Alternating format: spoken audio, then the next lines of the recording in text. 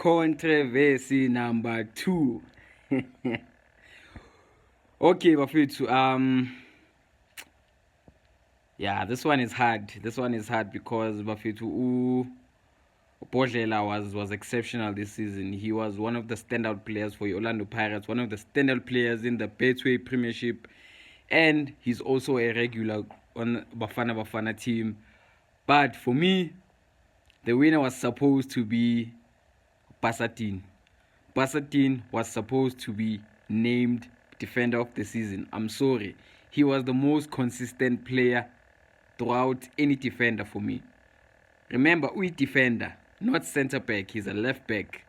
So for me, Bassatin Bafethu. Bodlela didn't deserve it. I'm sorry.